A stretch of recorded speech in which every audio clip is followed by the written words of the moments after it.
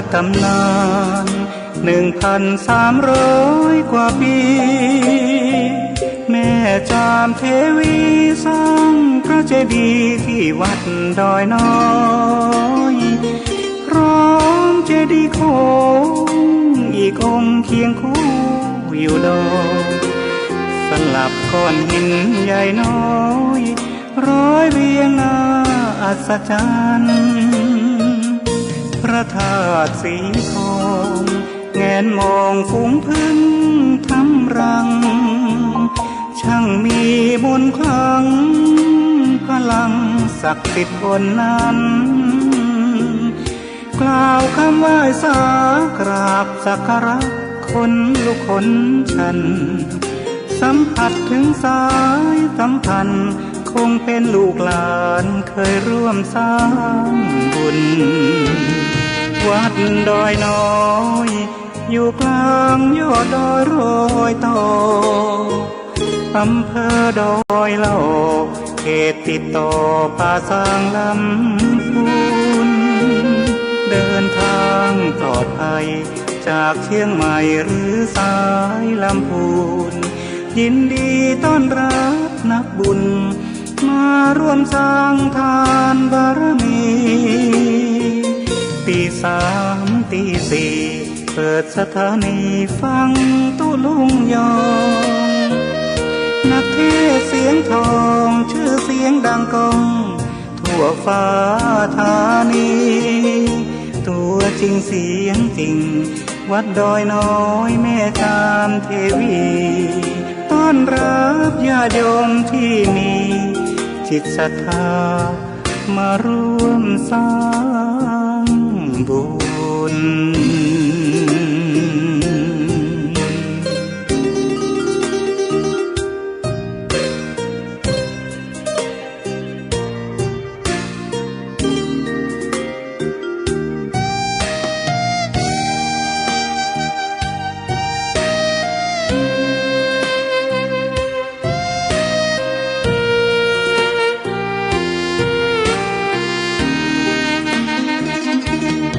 วัดดอยน้อยอยู่กลางยอดดอยโรยต่ออำเภอดอยเหล่าเขตติดต่อป่าสางลำพูนเดินทางปลอดภัยจากเชียงใหม่หรือสายลำพูนยินดีต้อนรับนักบุญมาร่วมสร้างทานบารมีตี3 ตี 4เปิดสถานีฟังตุลุงยองนักเทศเสียงทองชื่อเสียงดังก้องทั่วฟ้าธานีตัวจริงเสียงจริงวัดดอยน้อยแม่จามเทวีต้อนรับญาติโยมที่มีจิตศรัทธามาร่วมสร้างบุญ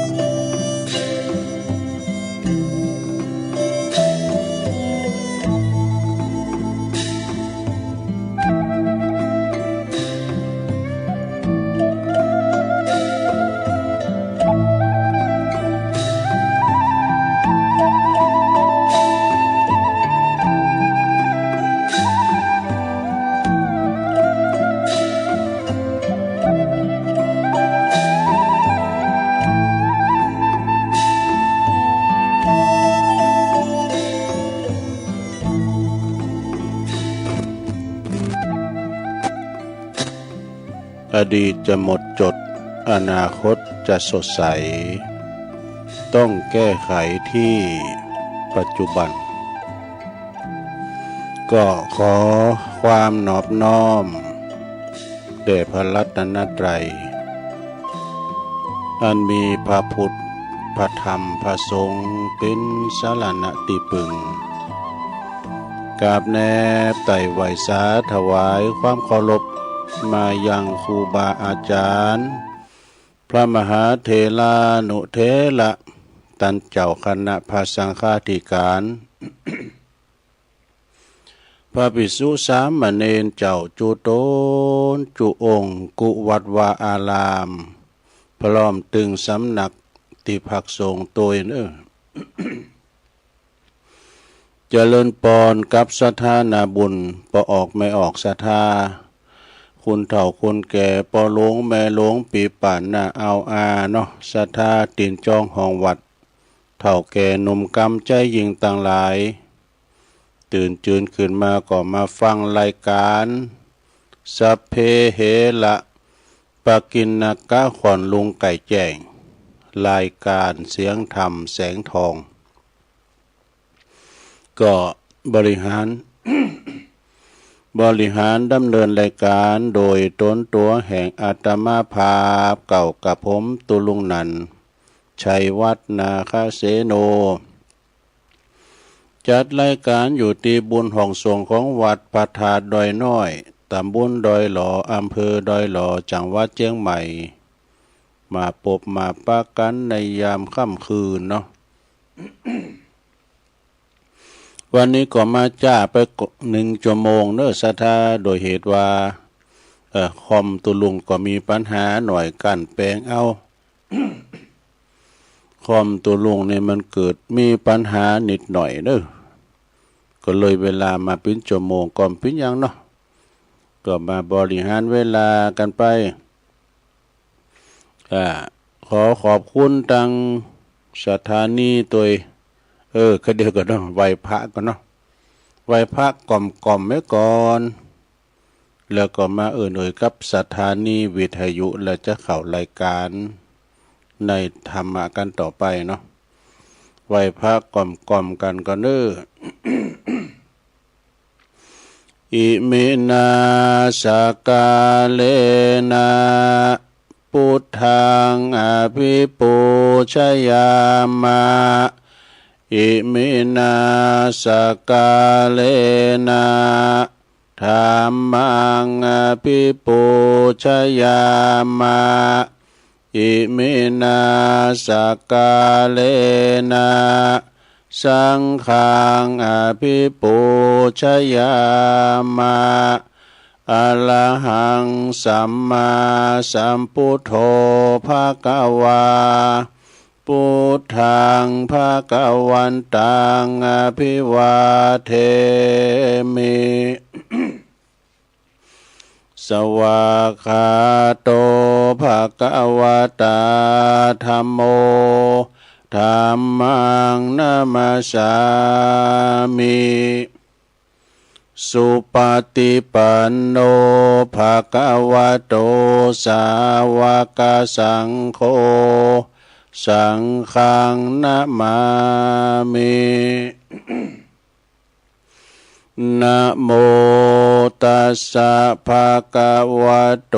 อะระหะโตสัมมาสัมพุทธัสสะนะโมตัสสะภะคะวะโตอะระหะโตสัมมาสัมพุทธัสสะนะโมตัสสะภะคะวะโตอะระหะโตสัมมาสัมพุทธัสสะเอาแล้วสาธุญาติโยม ไหว้พระฉบับกล่อมๆเนาะพอเวลามันจะลงเลยไปหนักแล้วเกี่ยวกับคอมตัวลุงขอขอบคุณสถานีวิทยุเนอร์ที่เปิดหับสัญญาณไปคงจะหยุดกันหลายตีก้าบ่ได้ยินเสียงตัวลุงนี่นะ เปิ่นก็คงจะเอาเทปอื่นใส่ไปเพราะว่าเวลามันล่วงเลยไปเนาะฐานไหนก็ได้กะเปิ่นก็เปิดเทปอื่นไปขอบคุณสถานีวิทยุเพื่อการศึกษา ขึ้นวิทยุเพื่อการศึกษาและวัฒนธรรมวัดไฟหินเนอร์ตำบลสุเตปอำเภอเมืองเชียงใหม่ FM 104.50 เมกะเฮิรตซ์เนอร์ก็หับลิงก์สัญญาณไปแล้วขอบคุณท่านพระอาจารย์สมุวิสุวัฒน์วรกิจโจเนอะ แล้วขอบคุณสถานีวิทยุคณะสงฆ์อำเภอฝางวัดพระพุทธบาทอุดมนำบ่อสาวา FM 100.25 เมกะเฮิรตซ์โดยเมตตาบารมีธรรมหลวงพ่อพระครูสุจิตานุรักษ์หลวงพ่อใหญ่เจ้าคณะอำเภอฝางเนาะขอบคุณตึปีจำเริญโชติธรรมโมโดย ขอบคุณสถานีวิทยุแดนดินถิ่นล้านนาเนอะตั้งอยู่ที่บ้านโฮงโงตำบลนำบ่อหลวงอำเภอสันป่าตองจังหวัดเชียงใหม่ FM 103.50 เมกะเฮิรตซ์เนาะ โดยคุณรุจิสมบัติเงาคำและขอบคุณสถานีวิทยุคืนธรรมาของชุมชนวัดห้วยตองซัก FM 100อำเภอจอมทอง FM 98.75 เมกะเฮิรตซ์เนอะโดยเมตตาบารมีธรรมอาจารย์พระครูวาปีวรมานิตเนอร์และก็ขอบคุณสถานีวิทยุ วิทยาลัยสงฆ์นครลำปางFM 106.50 เมกะเฮิรตซ์เนาะอันนี้ก็เป็นสถานีวิทยุคืนบุญที่เปิ้นรับรายการนี้ไปมาปะกันวันนี้นี่ศรัทธาญาติโยมก็ตรงกับวันศุกร์เนาะศรัทธาวันนี้วันศุกร์ที่13เนาะ วันนี้เป็นวันศุกร์ที่13แล้วก็พุกก็เป็นวันเสาร์วันนี้ก็ได้ยังหนักเนาะศรัทธาก็เดียวกับข่าวสารงานบุญดูลงก็ตั้งโต๊ะโจยวันนี้เนาะตั้งโต๊ะโจยวันนี้ เป็นธรรมที่จะได้นำเสนอศรัทธาญาติโยมได้ฟังกันทำเที่ยงแท้นะก็ยาวอยู่เหมือนกันเด้อจบธรรมนี่ก็ก่อยมาข่าวสารงานบุญให้หน่อยหนึ่งนี่นะเนาะศรัทธาญาติโยมทั้งหลาย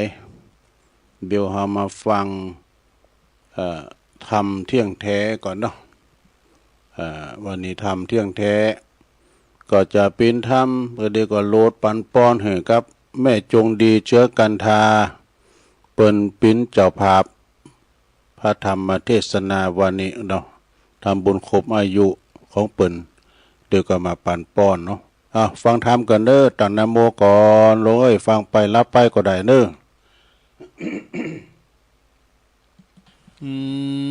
นะโมตัสสะภะคะวะโตอะระหะโตสัมมาสัมพุทธัสสะนะโมตัสสะภะคะวะโตอะระหะโตสัมมาสัมพุทธัสสะนะโมตัสสะภะคะวะโตอะระหะโตสัมมาสัมพุทธัสสะอปมาโทอมตังปะทังปมาโทมัจจุโนปะทังอปมัตตนาอปมัตตานะมียันติเยปมัตตายถามตาติก็ณโอกาสบัดนี้ต้นโตแห่งตูลุงก็จักได้แสดงประธรรมเทศนาเรื่องธรรมเที่ยงแท้นะลงเนอะธรรมเที่ยงแท้เนี่ยนะพิจารณาลงฟังพอเปิดตอบสนองตามความประสงค์ของตันเจ้าภาพพร้อมโดยคณะศรัทธาญาติโยมพอออกไม่ออกศรัทธามิตรแก้วสหายนะมิตรญาติสนิทมิตรสหายพ่อแม่พี่น้องบ้านไก่บ้านไก่อีนะมาพร้อมใจกันสมานฉันท์สามัคคะสามัคคีธรรมบำเพ็ญบุญกุศลเปิดอุทิศแผ่กุศลน้ำบุญนี้ไปหาผู้ที่วายชนที่เปิ้นหลวงลับดับขันไปนะก็นับว่าเฮาตันทั้งหลายได้มีความกตัญญู กัตตะเวทิตากุลเวทิตาธรรมต่อปอต่อแม่บิดอนมารดาซึ่งนักปราชญ์เปิ้นทรงสรรเสริญแล้วก็เป็นว่าเป็นคุณที่ว่ามีหูบุญหูกุลเป็นคุณที่บ่ประมาทในชีวิตดังนี้เนอะดำเนินความตามสุภาษิตภาษิตติดปิ้นตนวานอปัมมัตโทอมัตตังปัตทังอย่างอี้ปินอธิซึ่งก็เปิ้นแปลความว่านะลงเด้อบุคคลใดก็ตามถ้าบ่ประมาทนะก็เป็นตั้งแห่งความดีบ่ตายเนี่ยผู้ใดที่ประมาทผู้นั้นก็เปรียบเสมือนคนที่ตายแล้วดังนี้ กรรมว่ากรรมที่ว่าปามาโทอันนั้นเป็นคำบาลีนะปามาโทนี่นะส่วนคำไทยนั้นนะก็ได้แก่ความไม่ประมาทนะอันว่ายกตัวอย่างความประมาทนะความประมาทนั้นก็ได้แก่คุณเฮาเนี่ยที่เฮาเดี๋ยวนี้หูโตก็เฮานั่งเฮาจะนั่งจะนอนจะยืนจะเดินจะเที่ยวจะย่างจะอยู่จะกินจะนึกจะคิดนี่เปิ้นว่านะ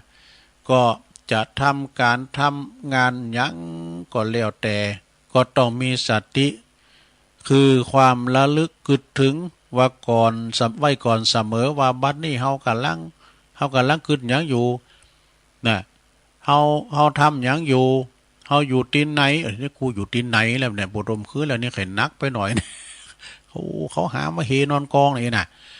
อยู่ตัวไผอยู่คนเดียวหรือว่าอยู่กับคนอื่นเนี่ยเป็นพิจารณาดอกหูพิจารณาว่าสิ่งนี้ดีสิ่งนี้บ่ดีนี่น่ะ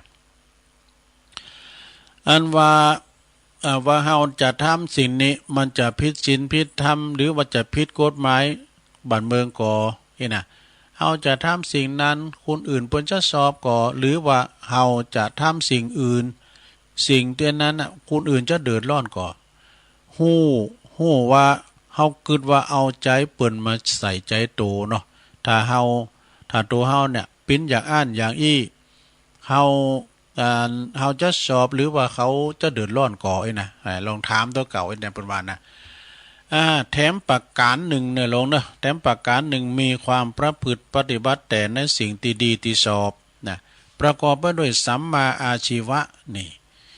ก็คือทำการทำงานทำมาหาเลี้ยงชีพโดยต่างสุจริตบ่ผิดศีลบ่ผิดธรรมบ่ผิดกฎหมายบ้านเมืองเนี่ยสิ่งได้ที่ว่าบ่ดีก็หลีกเว้นไปสิ่งได้ที่ว่ามันดีก็ประพฤติปฏิบัติไปเลยนะอย่างอี้เป็นต้นแล้วก็บุคคลใดที่ประพฤติปฏิบัติเช่นนี้เรียกว่าผู้ไม่ประมาทเนี่ยปมาทะแล้วคือว่าประมาทนะถ้าตรงกันข้ามนะลงเนอะตรงกันข้ามผู้ที่มีชีวิตอยู่อย่างประมาทปราศจากสติความระลึกมีความกึดนะแบบมิจฉาทิฏฐินะมิจฉานี่มันพิษดีด้วยถ้าสัมมานี่ดีนะหลงนะมิจฉาก็คือหันพิษจากขั้นลองคลองทำหันพิษอย่างว่าเช่นว่าปุถโธเปิ้นดื่มน้ำอมฤตเนาะดื่มน้ำมันอย่างว่าเนี่ยว่าดีกับปุถโธใส่ให้หน่อยนะปุถโธมันถึงอู่แล้วแป๊ดอ่ะ นายนะพังคองเนี่ยอู่นะใส่ให้3 ตอมปุถโธแล้วแป๊ดเลยเปิงว่าน้ำเนี่ยเอาหดต่อต้วงได้องหรือไม่ผมจิตาผมแผบใส่หน่อยปุถโธแล้วแป๊ดหรือว่าเกิดว่าไปเสพสิ่งเสพติดอย่างต่างๆว่าโอ้ไอ้นี่มันเสพสิ่งเสพติดปุถโธรู้ดิบ่ยมันหายปุถโธว่าโกรู้เนี่ยนี่มิจฉาทิฏฐิเนอะบางทีก็เกิดว่าการปิ้นนักเลงอันธพาลนะก็ว่าปุถโธไอ้นี่แน่เว้ยปิ้นลูกผีเนี่ยเน็ตบุคคลการว่าบุคคลใดเกิดอย่างอี้นะเรียกว่ามิจฉาสตินะคือความคิดผิดเรียกว่าประมาททั้งชีวิตดังนี้ญาติโยมพอออกตั้งหลายสิ่งได้เปิ้นว่าผิดศีลกองธรรมผิดกฎหมายผู้นั้นยังกึดยังคิดว่าดีเนาะโอ้ยังดีอยู่นะ ผู้นั้นยังคิดว่าดีอยู่ก็นี่หูจักว่าเป็นผู้นั้นยังคิดว่าดีอยู่นะก็เป็นเจตสิกธรรมนี่คือทำฝ่ายบาปเป็นอกุศลวะนั่นก็คืออย่างนั้นยกตัวอย่างเช่นเฮาหันคุณเปิ้นไปวัดไปว่าโอ้กำขันเขาวัดเขาว่าอาบน้ำฟังธรรมตังวัดตังว่าก็คิดว่าโอ้คุณเฒ่าหมูนี่เซยแหลกนะโอ้สมัยดึกดำบรรพ์แล้วไดโนเสาร์เต่าล้านปีมันโกรู้นะเปิ้นไปวัดไปว่าก็ไปติไปตวายว่าเนี่ย ก็เปิ้นกายมาน่ะมีคนเฒ่าคนนึงกินต้านเนาะเปิ้นว่านะการเปิ้นลุกวันลุกมากำซากปิกมาน่ะอยู่ค้ามไหนพอเราบุญมันได้หลายติมซ่ายังว่าหย่อว่าหาเปิ้นอยู่เนาะเปิ้นว่าหันเปิ้นเป็นนักเลงอันธพาลชอบต่อยปอตีแม่ว่ะดูโอ้โตไอ้นี่เฮายกเป็นลูกพี่ต่อยปอต่อยแม่ตีปอตีแม่หรือว่าไอ้นี่เปิ้นลักขโมยเนาะหรือว่าหันเปิ้นกินไอ้ดาปอตีแม่ก็คิดว่าปวดโถไอ้นี่เปิ้นเน็ตเปิ้นเก่งเปิ้นกาเฮ้ยเกิดอย่างนี้เรียกว่าเกิดพิษนะเป็นคนดีตายไปแล้วนะตายแล้วคือว่าเป็นคนดีตายทั้งเป็นคือตายจากความเจริญนั่นเองเนาะสดาเนาะตายจากความเจริญอันว่าประมาทนั้นแบ่งออกเป็น3ประการกันนะหลนคือ1คือประมาทในวัย1ประมาทในชีวิต1ประมาทในความบ่มีโรคภัยไข้เจ็บ1นี่คนที่ประมาทในวัยนานาก็มักจะเกิดว่าเดี๋ยวนี้เฮายังหนุ่มยังแน่นอยู่รู้ยังน้อยอยู่แล้วไอ้ดูอนาคตไปไกลอยู่นะอายุเฮาดักถึง90 ปีบนห้วยน่ะใช่บ่ก็ว่าเฮายังเป็นสาวอยู่ไหนแม่ก็ว่านะเป็นสาวอยู่ร่มตายง่ายๆเด้อแล้วนู่น ปล่อยถึงวันเวลาลงเลยไปก่อนเวลาโอกาสหน้าเฮาค่อยเข้าวัดเข้าว่ารักษาศีลกินต้านไปดังนี้ส่วนว่าคนที่ประมาทในชีวิตนะลูกนะคนที่ประมาทในชีวิตก็มัก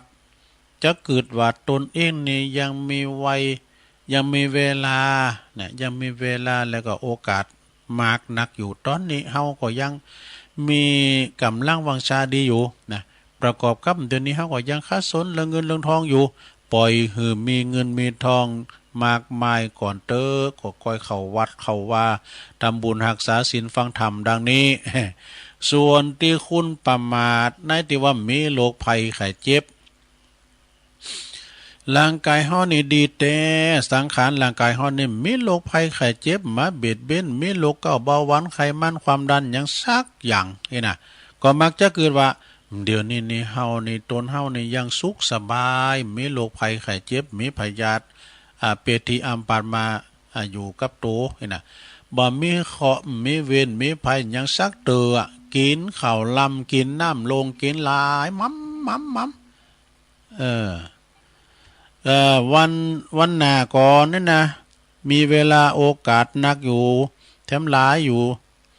แล้วแถมประการหนึ่งบัดเดี๋ยวนี้เฮาก็ยังกำลังหนุ่มกำลังแน่นกำลังเสาะเบหาเงินทองเฮาก็ยังพร้อมเตยน่ะเนาะปล่อยเฮามีเงินทองมีหลายเหลือจ่ายก็เด้อวันหน้าวันตาก็เด้อก็มีเงินมีทองหนักหนาป้าป่านนะเฮาค่อยเข้าไปวัดไปทำบุญ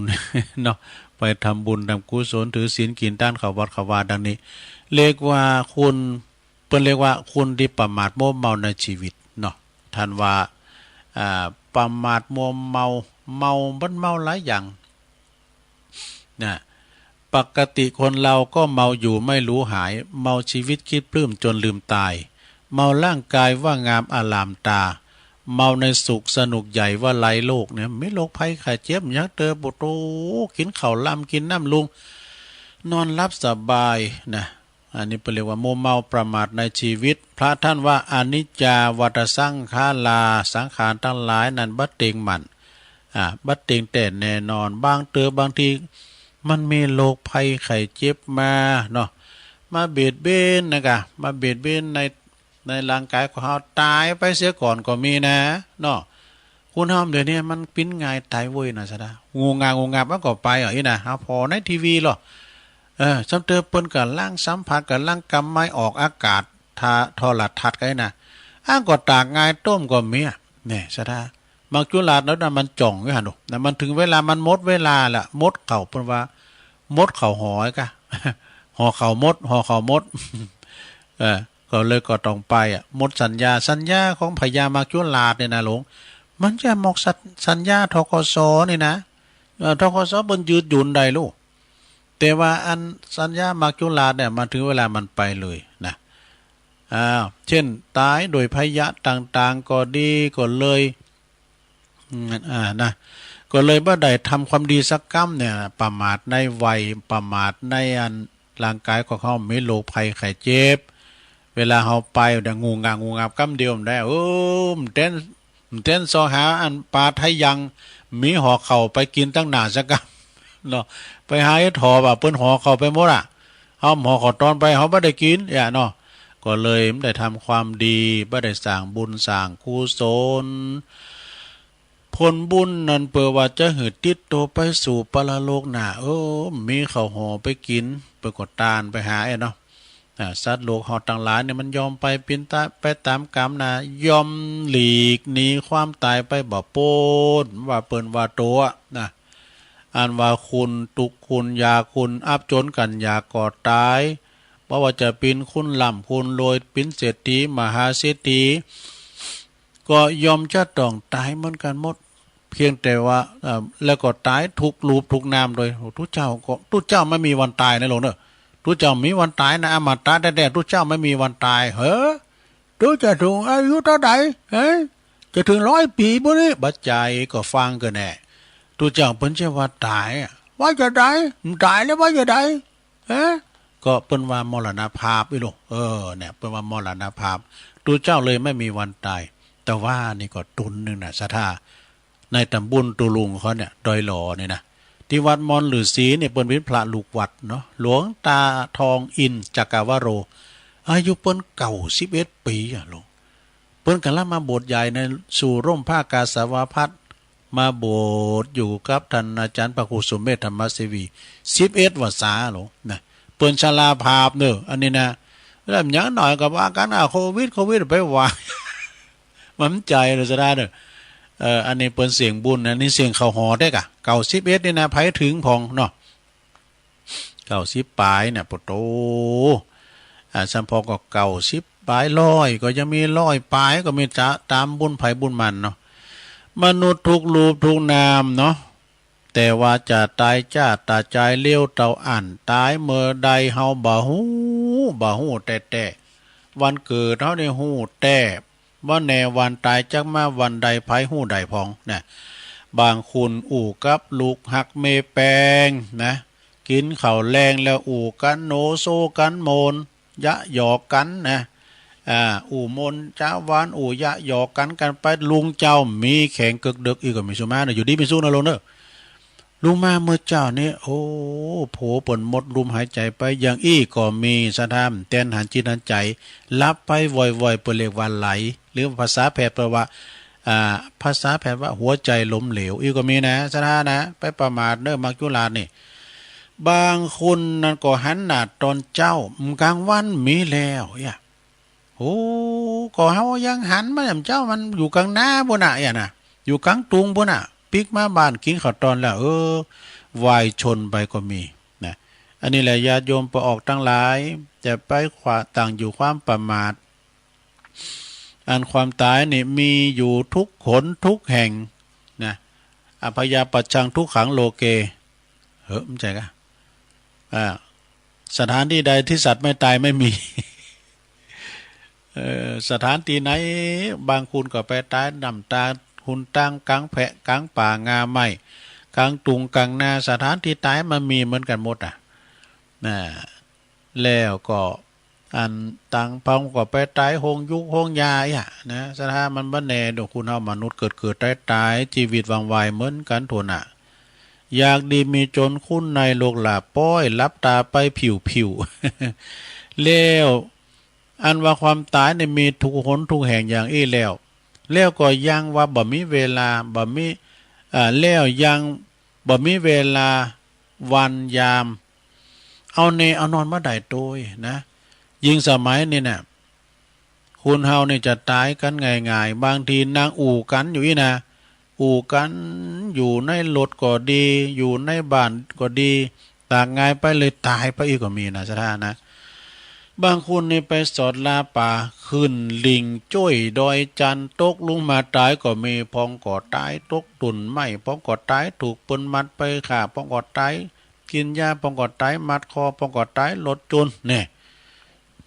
ในธรรมบนไว้นะพองก่อตายรถสาแลบตายพองก่อรถจุนกันตายพองก่อขับรถวายยิงลำรถพีความก่อตายไปวะ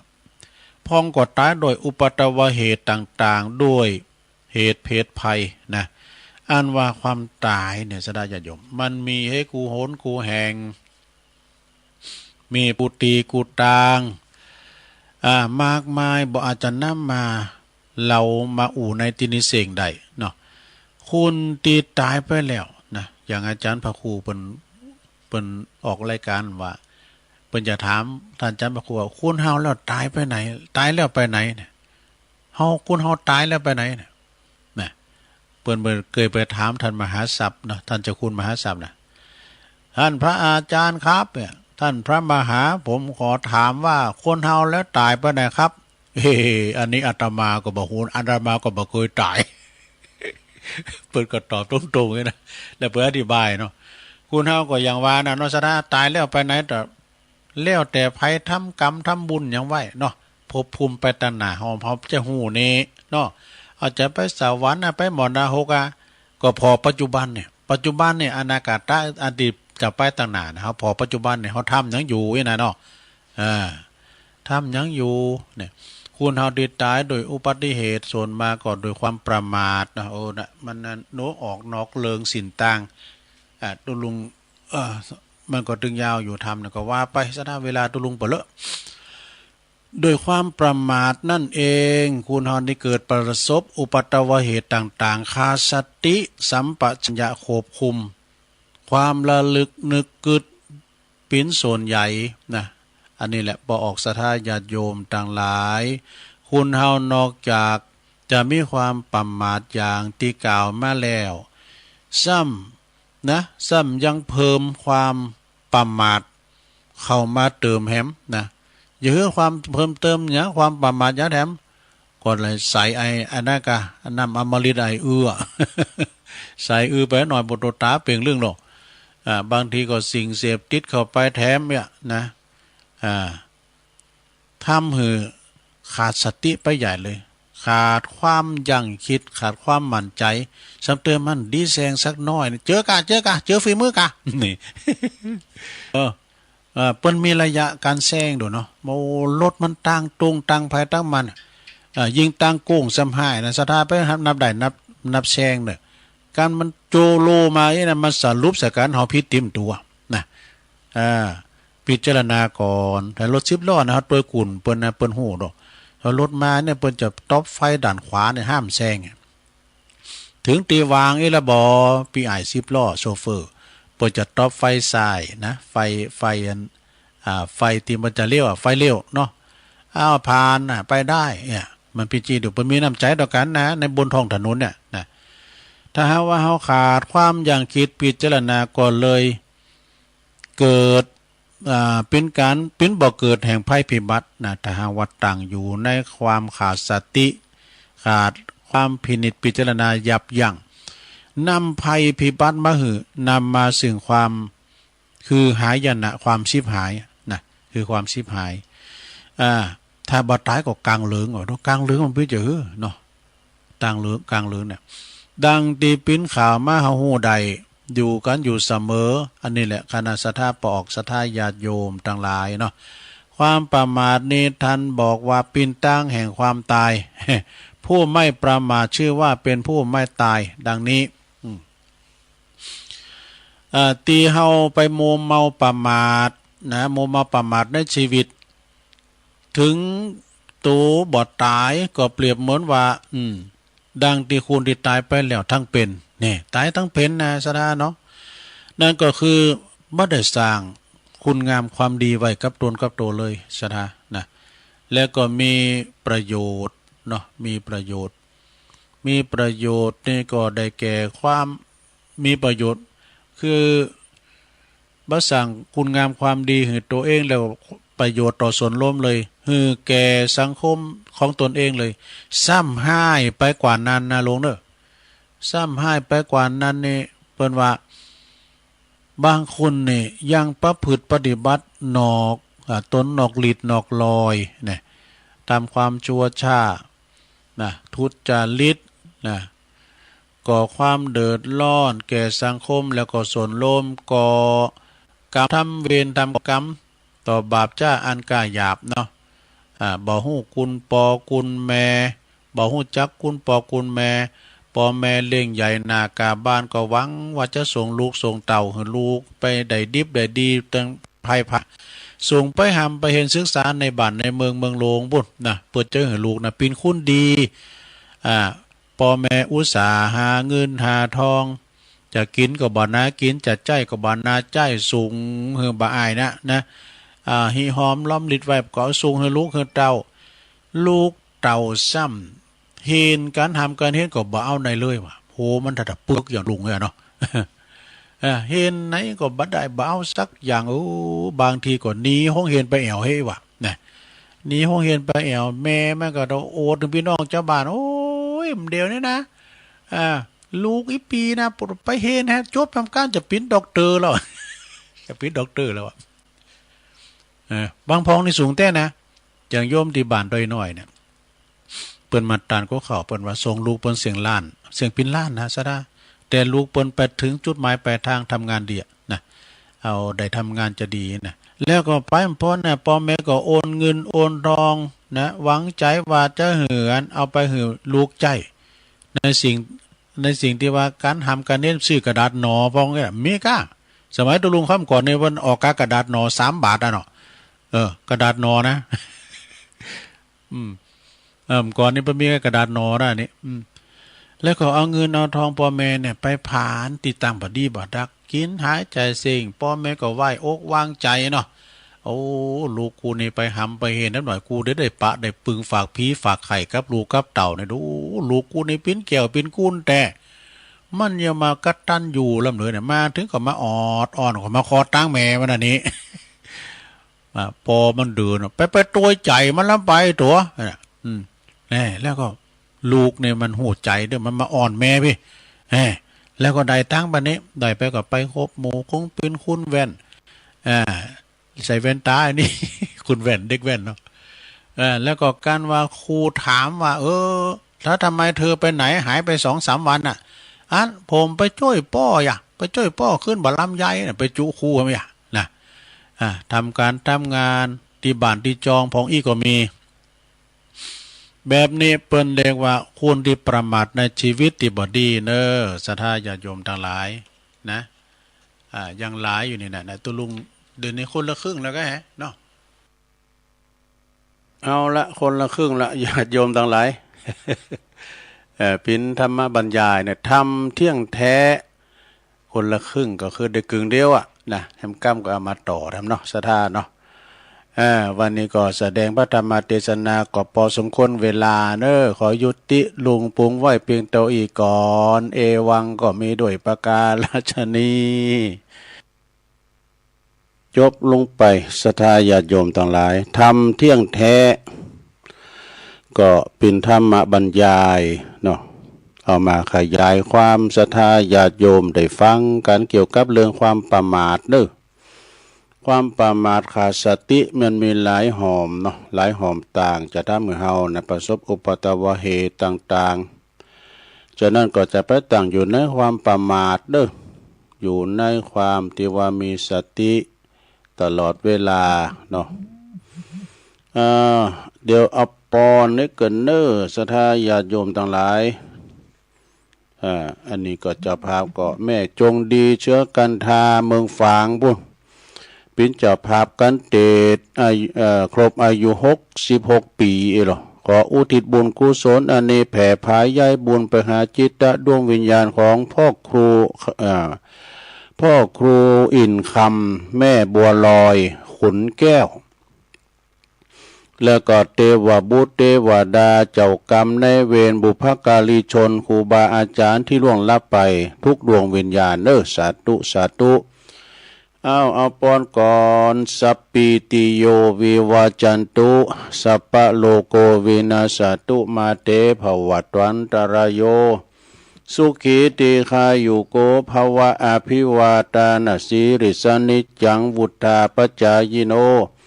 จัตตารโอธรรมาวัฏันติอายุวันโนสุขังปะลังเอาแล้ว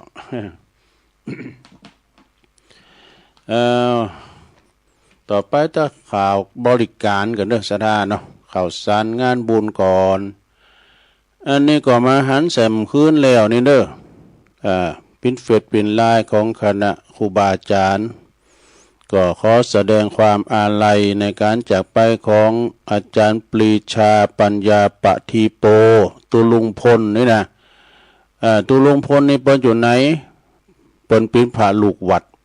ของวัดสุวรรณวิหารตำบลนครเจดีย์อำเภอป่าซางเปิ้นได้เจริญอายุมาได้67 ปีแล้วก็24 วาษาเนาะเป็นมหาเถระนะเปิ้นก็จะประชุมเพลิงศพณที่หน้าลานวัดสุวรรณวิหาร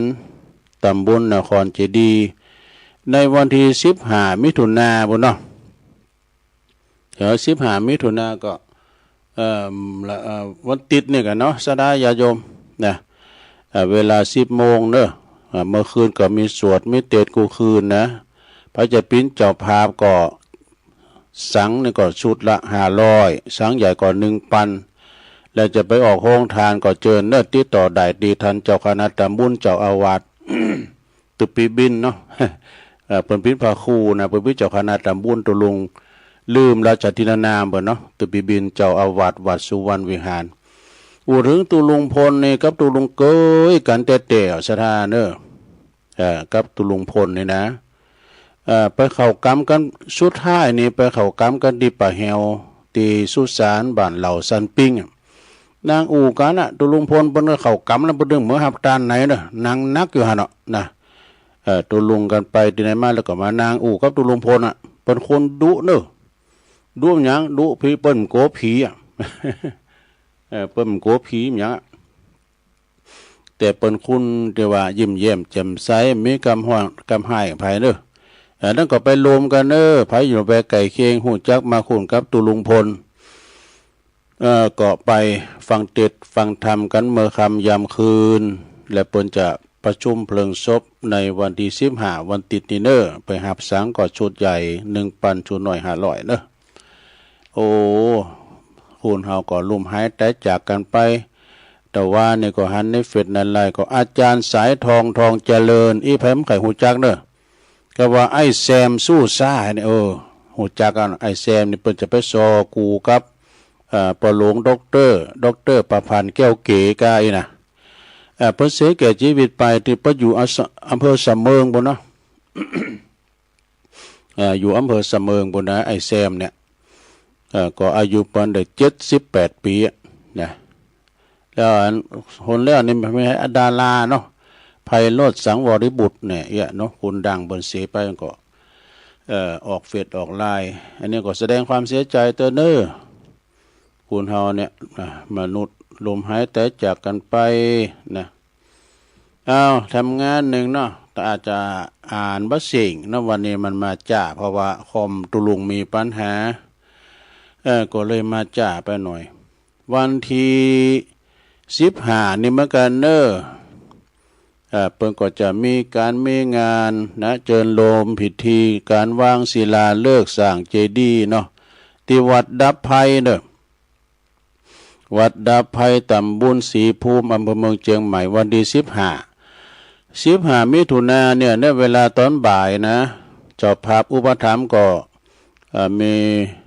คณะศิษยานุศิษย์ของพระเดชพระคุณพระพรหมมงคลหลวงปู่ทองสิริมังคโลแล้วก็คุณแม่จันฟองกิ่วแก้วพร้อมโดยคณะลูกหลานเนาะพร้อมโดยคณะสงฆ์เนาะคณะสงฆ์เขาก็จะมากันหลายศรัทธาญาติโยมแหมเท่าหลายเป็น100 กันมันก็ให้เนาะศรัทธา เปิดจะไปรวมวางศิลาฤกษ์กันก็ขอเชิญกันเด้อวันติดนี่นะที่วัดดับภัยแล้วก็วันที่19ทำเด้อสาธา19นี่ก็จะมีตีพุทธมณฑลจังหวัดเชียงใหม่ที่บ้านโทกเสืออันนี้เปิ้นก็จะมีวางศิลาฤกษ์คณะสงฆ์ถึง3อำเภอฝางแม่อายชัยปราการโอ้เปิ้นจะมากันแน่นหนาเด้อเปิ้นจะมาวางศิลาฤกษ์นะตั้งพระพุทธไสยญาติปางนอนปรินิพพานนี่นะเนาะสถาเนาะฉะนั้นก็มาเด้อพระจะมารวมบุญกุศลงานบุญใหญ่คุณจะมาเป็นปั้นเป็นหมื่นเด้อที่พุทธมณฑลจังหวัดเชียงใหม่3อำเภอแล้วก็อำเภอไก่เคียงแถมต่างอำเภอก็ได้หมดเด้อมีงานวันคำหมดในวันนั้นนะวันที่15ที่วัดที่พุทธมณฑลนะก็ไปรวมทำบุญกันเด้อแล้วงานส่วนร่วมทั่วไปก็คือเจิญรวมทำบุญหล่อเต้นพรรษาประจำปี68เด้อของคณะขืนสีขาวจังหวัดเชียงใหม่ลำพูนลำปางเชียงไฮ้แพนานพะเยาเนี่ยนะณที่วัดแม่ห้องไคตำบลแม่โป่งอำเภอดอยสะเก็ดเนี่ยวันที่21เนี่ยนะวันเสาร์ที่21เสาร์หน้าพวกกันเนาะก็จะมี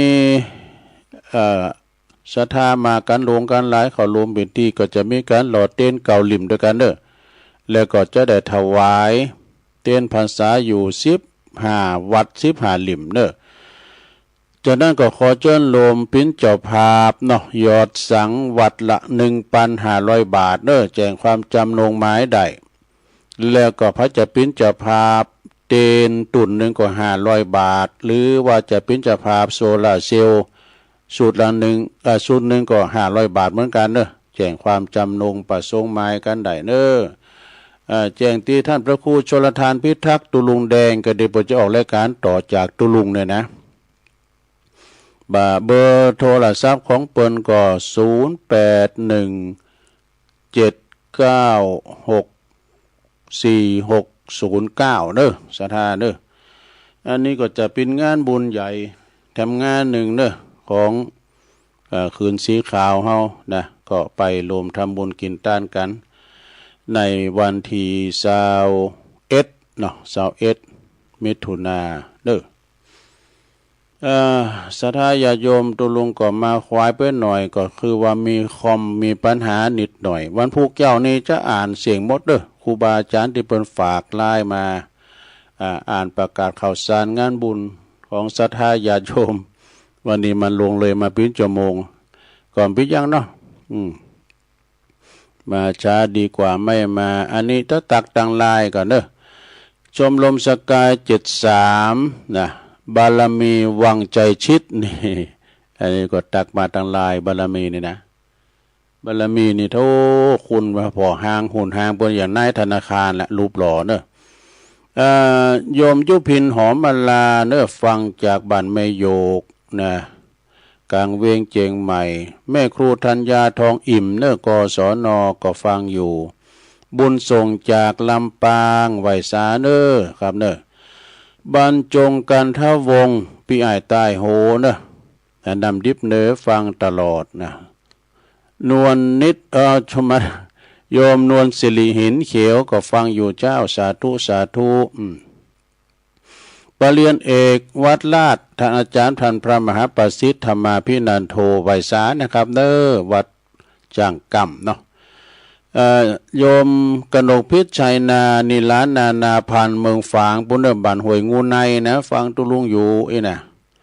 แล้วก็แม่ศิรินทิพย์บุญเลิศอันนี้เปิ้นก็ฟังปุ้นกรุงเทพปุ่นนะ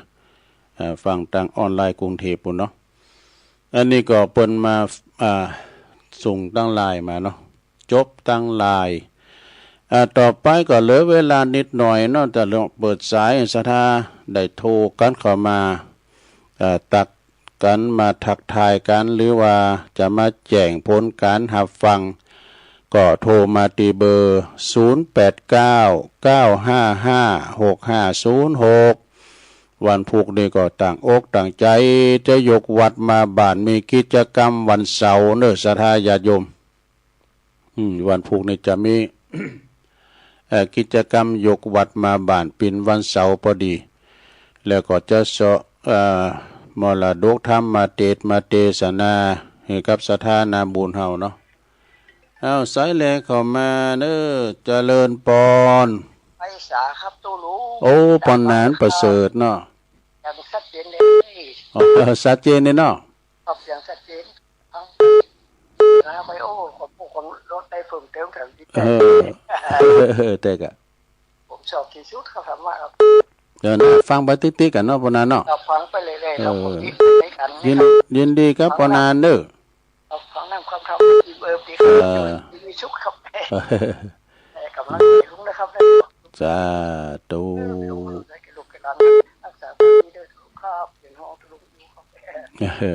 อันนี้พี่น้องบ้านไกลเนี่ยปอนั้นประเสริฐนาน้อยนาแดงนานบุญนะเจริญปอนเจ้าไหวสาเจ้าคำยองวันละกำนะเจ้ากำว่าไหวพระกลมๆนะเจ้าภาษาไทยแปลว่าไหวพระสั้นๆนะเจ้าวันนี้เอาก่อนตื่นนะเจ้าเพราะว่าเวลามันหน่อยเจ้าไหวสาเจ้าวันนี้เวลาหน่อยแต่0899556506มาแดมสัก2-3สายมาก่อเจริญปอนเจริญปอนเจ้ากับภาษาเจ้าตุลุงตันใดจ๊ะดอนใจประแดดนะเจ้าแม่โนนก็เจ้าแม่โนนฟังเจ้าชัดเจนดีเนาะเจ้าชัดเจนดีเจ้าไว้นะเจ้าวัดปังยินยินดีแม่โนนเจ้ากับสาธุเจ้าองค์ขลงในเมืองก็ฟังกันหลายเนอะเจริญปอนครับขอเจิญท่านเจ้าครับเจิญปอนนั้นเลยครับถึงเวลามันจะน้อยก็ได้สาระแก่นสารดีนะครับท่านเจ้ายังได้ฟังน้ำฟังธรรมถึงแม้ว่าท่านเจ้าจะได้อธิบายได้กึ่งของพระธรรมเทศนาแต่ก็ในรสในอัตในธรรมนะครับขอไว้สาท่านเจ้าด้วยความเคารพอย่างสูงยิ่งครับท่านเจ้ายังมีวิริยะอุตสาหะได้มอบคำธรรมคำสอนเป็นประทีปทางเดินชีวิตกับญาติธรรมที่ได้ตั้งอกตั้งใจฟังอยู่นะครับขอไว้สาด้วยความเคารพยิ่งครับขอบคุณครับขอบคุณปอนานเฮาเด้ออันนี้นี่บุคลากรสำคัญเนาะนี่เปิ้นก็ปอนานสายยานเด้ออย่างหนึ่งสารปีขอบคุณหลายๆเนาะเจริญปอนกราบนมัสการด้วยความเคารพเปลี่ยนเบอร์เนี่ยไม่เปิ้นเอาซิมมาให้เนาะเอาแต่อันเก่าได้ก็เลยโทรมาทักทายสั้นๆแต่ว่ามันมีความหมายยังไม่น้อยว่าตะกี้น่ะเนาะย่อๆสั้นๆตุลุงออกอากาศในสั้นๆแต่ฟังได้เนื้อความใจความมันดีมันม่วนแต่ก็เดียวจะฟังท่านพระครูชนดทานน่ะหมอเนาะจะฟังโดยสวดมนต์โดยเพราะนั้นประชุมกันแล้วตกลงกันว่าอย่าด้านห้องน้ำมะเด็ดแม่นอยากกำหนดเอาใกล้ๆพวกก่อนเข้าสารนี่นอนอยู่ร้านหมู่9หมู่3หมู่10เกมเด้อหอมบุญนะหอมบุญเขาเปลี่ยนดีก็หาลุงเขาเปลี่ยนอีดีก็เป็นวัดหอมซองใส่ปัจจัยอีดีก็ถ้าอูตุลุงเขาต้องมีหัวเราะนิดหน่อยจะได้มีความสุขเนาะถ้าอูเราแต่งมาโจนี่มันม่วนนะเสียงหัวเราะนี่มันต่ออยู่หน่อยลุงเนาะครับเดี๋ยวเปลี่ยนนะเอาว่าหอมบุญมีโจนะหอมบุญเนี่ยงามเจ้าตั้งปะไก่แล้วป้ากันเขาตั้งเล่นตุลุงเนาะตุลุงเป็นคนกันเองอย่าเปลี่ยนเป็นวัดหอมซองใส่ปัจจัยดีก็ได้วะขอบคุณทุลุงเนอร์ใครสาธุลุงด้วยความเคารพครับผมจะฟังท่านพระครูชนเนอร์ครับลุงแดงลุงแดงสาธุไว้สาเนอร์สาธุโตเปิ่นมาทักทายเนอร์หลวงพ่อมานิษฐาวโลสำนักสงฆ์หอมบุญเนอร์เจริญปอนไว้สาเจ้าตุลุงอันนี้ตั้งมึงฟังกันน่ะเจ้ามึงฟังแม่ปานีกันนะได้มื่นได้โทรมาได้เจ้าได้ก็ฟังนะคะเดียวดีกะฟังกันไปเจ้าชัดเจนนิดนะเจ้าพระบาทอุดมเนาะเจ้าขอบคุณแม่ปานีเด้อเ กาวัสานนะเจ้าหมอแม่มาวก็เอื่นประดังปอน้อยบุญปั่นมโนครเขาตัวเน้อเจริญปอนกาวัสาเจ้าตุลุงอยู่ตั้งใดแม่หวางเจ้าโอ้แม่หวางแม่ซ่อนฟังสถานีใดในแม่ซ่อนบุญญาวาสเจ้าโอ้ได้ยินพระปุณก็ได้บุญญาวาสพระเพลลี่วันน่ะเมืองลี่วันน่ะได้เจ้าก็เป็นเจ้าโอ้ยินดีนะแม่เน้อบุญรักษาเน้อเจ้าไว้สาเจ้าจบตึกแม่ซ่อนเฮกันเน้อศรัทธาญาติโยมทั้งหลายเวลาตุลุงก็จบพอดีก็ต้องขอบคุณอนุโมทนากับศรัทธานาบุญทั้งหลายทุกท่านเด้อก็เดี๋ยวฟังตุลุงแดงต่อเลยตุลุงนำรายการจากลากไปก่อนพวกเจ้าพักกันใหม่อยู่ดีมีสุขเด้อจัตตาโลธรรมาวัฏันติอายุวันโนสุขังปะลัง